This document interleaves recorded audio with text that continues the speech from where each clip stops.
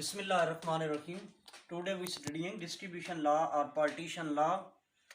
First of all, definition: it states solute distributes itself between two immiscible liquids in constant ratio of concentration, irrespective of amount of solute added. ये ला ये बयान करता है कि solute तकसीम हो जाता है। जैसे आपने क्लोरोफिल उसमें लिया पानी के अंदर, और कुछ क्लोरोफिल जो पानी में रह जाता है तो कुछ ईथर में चला जाता है, तो वो डिस्ट्रीब्यूट हो जाता है। डिस्ट्रीब्यूट का मतलब होता है तकसीम हो जाना। तो सॉल्यूट तकसीम हो जाता है, अपने आप को तकसीम कर लेता है between two immiscible liquids.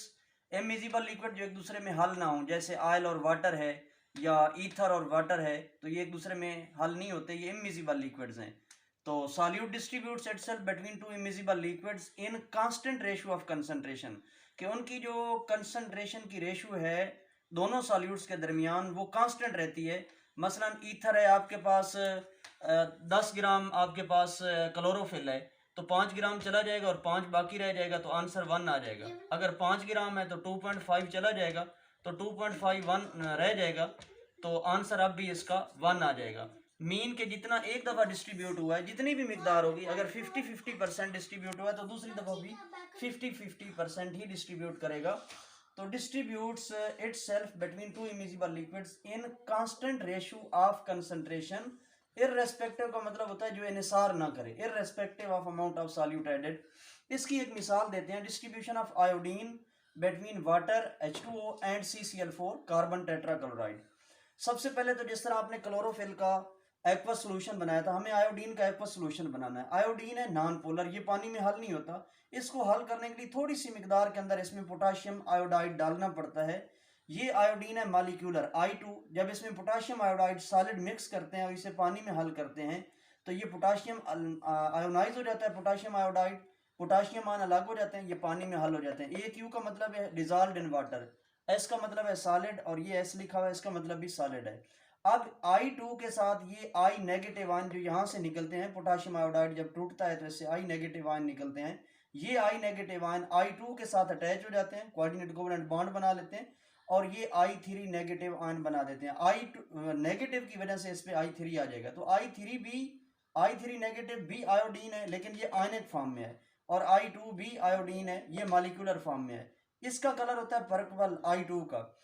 I3 negative ions का कलर होता है ब्राउन। तो we get aqueous solution of I3 negative ion tri iodide ions. इसको पढ़ेंगे आप tri iodide ions, which is brown in colour.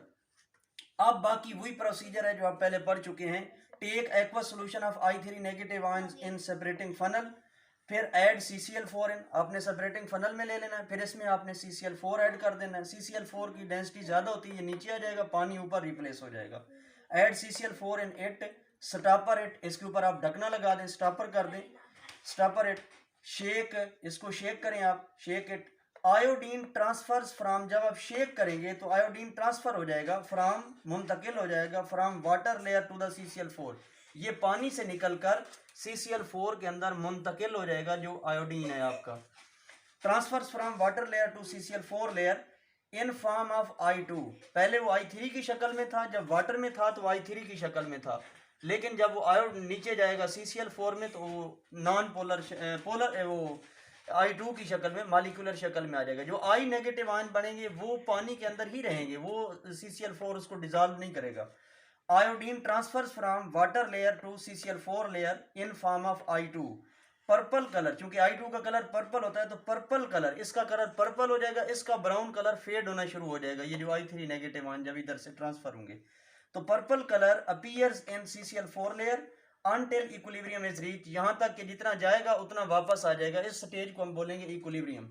At equilibrium I3 negative ion brown in colour, aqueous water में मौजूद है, CCl4 आपने add किया, ये टूट जाएगा I2 में और ये CCl4 में मुंतकिल हो जाएगा। जबकि I नेगेटिव आयंस जो हैं ये वाटर के अंदर, ये मैं लिख रहा हूँ CCl4, और I नेगेटिव आयन जो है ये वाटर के अंदर ही रहेंगे, ये मैंने CCl4 लिखा है।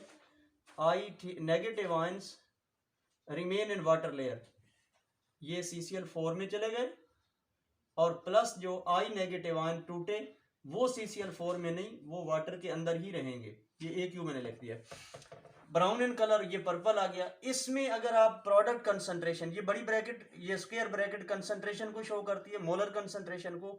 I2 कंसंट्रेशन या concentration of I2 in CCl4, ये इसकी कंसंट्रेशन को ऊपर रख दें। I3 नेगेटिव आयन की कंसंट्रेशन पे ये I3 नेगेटिव आयन लिखा हुआ है, I3 negative ions concentration in water. AQ का मतलब है एक्वस इन वाटर, AQ लिखा है मैंने, ये AQ।